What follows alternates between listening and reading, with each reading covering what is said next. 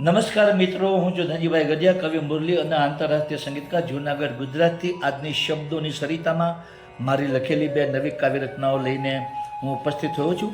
મિત્રો, તો આ કાવ્યરચનાનું રસપાન કરવા માટે આપ સૌ સાહિત્ય પ્રેમીઓનું હું આજની શબ્દોની સરિતામાં હાર્દિક સ્વાગત કરું છું. તો આવો મિત્રો, આજની પ્રથમ કાવ્યરચનાનું ટાઇટલ છે મતલબી દુનિયા. આ કાવ્યમાં મેં સમાજના લોકો કેવા હોય છે તેના વિશે મેં વર્ણન કરેલું છે, તો આપ એને પ્રેમથી સાંભળો. નિરખું છું હું સમાજના લોકોને જે બીજાની ખામીઓ શોધે છે. નિરખું છું હું સમાજના લોકોને જે બીજાની ખામીઓ શોધે છે. પોતાને હોશિયાર સમજીને તેઓ અન્યને મૂર્ખ સમજે છે. પોતાને હોશિયાર સમજીને તેઓ અન્યને મૂર્ખ સમજે છે. ગજબની છે લોકોની આદતો જે બીજાની નિંદા કરે છે. ગજબની છે લોકોની આદતો જે બીજાની નિંદા કરે છે. પોતાની જાતને દેવતા સમજીને અન્યને હેવાન સમજે છે. પોતાની જાતને દેવતા સમજીને અન્યને હેવાન સમજે છે. કેવી અદેખાઈ કરે છે આ લોકો જે બીજાને નફરત કરે છે. કેવી અદેખાઈ કરે છે આ લોકો જે બીજાને નફરત કરે છે. પોતાને તેઓ મહાન સમજીને અન્યને મવાલી સમજે છે. પોતાને તેઓ મહાન સમજીને અન્યને મવાલી સમજે છે. મતલબી છે આજના સંતાનો જે પિતૃ છાયામાં ઉછરે છે. મતલબી છે આજના સંતાનો જે પિતૃ છાયામાં ઉછરે છે.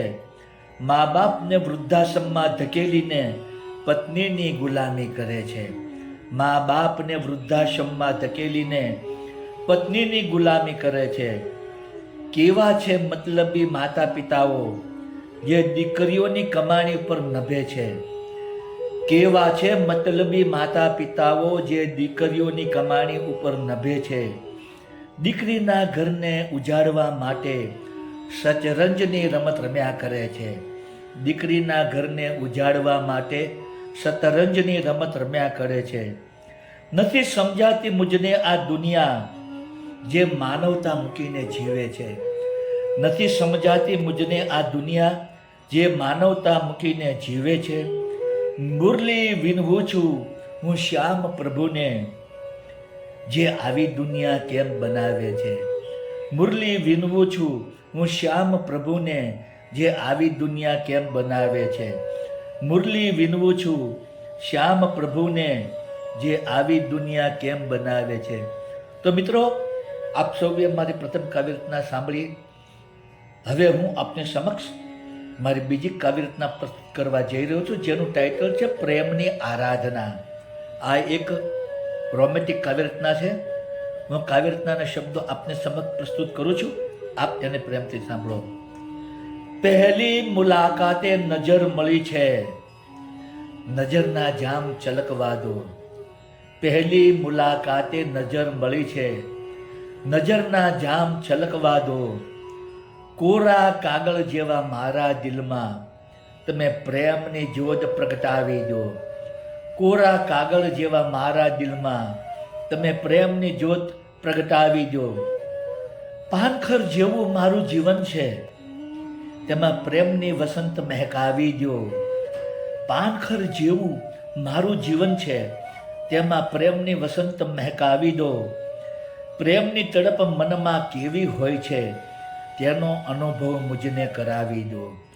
પ્રેમની તડપ મનમાં કેવી હોય છે, તેનો અનુભવ મુજને કરાવી દો. તમને મેં પ્રેમની દેવી માન્યા છે, પ્રેમની આરાધના મુજને શીખવા દો. તમને મેં પ્રેમની દેવી માન્યા છે, પ્રેમની આરાધના મુજને શીખવા દો. તમારા પ્રેમનો દીવાનો બનવું છે, તમારો પ્રિયતમ મુજને બનાવી દો. તમારા પ્રેમનો દીવાનો બનવું છે, તમારો પ્રિયતમ મુજને બનાવી દો. તમારા દિલમાં મારે વસવું છે, તમારા દિલમાં થોડી જગા દઈ દો. તમારા દિલમાં મારે વસવું છે, તમારા દિલમાં થોડી જગા દેજો. તમે જ મારી પ્રિયતમા છો મુરલી, તેની દુનિયામાં ચર્ચા ફેલાવી દો. તમે જ મારી પ્રિયતમા છો મુરલી, તેની દુનિયામાં ચર્ચા ફેલાવી દો. તેની દુનિયામાં ચર્ચા ફેલાવી દો. તેની દુનિયામાં ચર્ચા ફેલાવી દો. તો મિત્રો, આપ સૌએ આ મારી બંને કાવ્ય રચનાઓ સાંભળી. એક સમાજના લોકો ઉપર લખી હતી અને બીજી પ્રેમની આરાધના ઉપર લખી હતી, જેના શબ્દો આપ સૌને જરૂર પસંદ આવ્યા હશે. મારી તમામ કાવ્ય રચનાના વિડીયો બનાવીને મેં મારી યુટ્યુબની ચેનલ શબ્દોની સરિતા, હિન્દીમાં કહીશું શબ્દો કી સરિતા, આ ચેનલમાં અપલોડ કરેલા છે અને કાવ્યના શબ્દો પણ યુટ્યુબના ડિસ્ક્રિપ્શનના કોલમમાં મેં પેસ્ટ કરેલા છે.